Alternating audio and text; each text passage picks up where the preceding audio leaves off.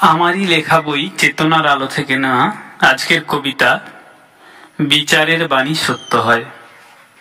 সবুজের ধ্বংসস্তূপে জ্বলে ওঠে সভ্যতার আলো, অত্যাচারের পাহাড় ভেঙে জাগ্রত হয় আগ্নেয়গিরির বীভৎস মহিমা।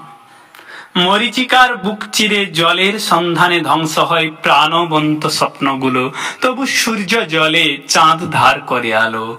আলোচনায় মত্ত মানবতা শুধু সেবার অজুহাতে মুখ থুবড়ে পড়ে। কলিজায় লাগে কলমের খোঁচা, তবু পাথরেও প্রাণের সঞ্চার হয়। বিবেক থাকে কারারুদ্ধ স্বার্থের সান্ত্বনায়।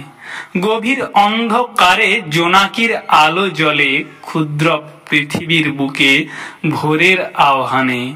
কৃত্রিম ভালোবাসা তুলে ধরে পুরাতন ছবি, শিশিরের স্নিগ্ধতা হারায় সময়ের ব্যবধানে। তবু জীবন কথা বলে, বিচারের বাণী সত্য হয়। চোখ দেখে ভ্রান্ত পৃথিবীর অহেতুক স্বর্গ ছোঁয়া সুখের আশায়, কাহিনীর অন্তরালে সবই আপেক্ষিক বাস্তব। সিংহাসনে বসে রাজা রক্ত চুষে খায়, অনন্তকাল তারাই সেবক, তারাই সমাজসেবী। শিক্ষার গভীরে আসে অন্ধকার, মূর্খের কপালে ওঠে রাজতিলক। যদি ধ্বংস হয় পৃথিবী, তবু দায় নেই কারো।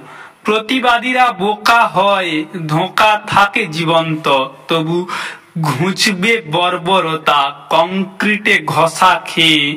কালো মেঘে ঢাকা পড়ে রয় ন্যায় নীতি প্রকাশের অপেক্ষায়। নমস্কার, সকলকে ধন্যবাদ জানাই সম্পূর্ণ ভিডিওটি দেখার জন্য।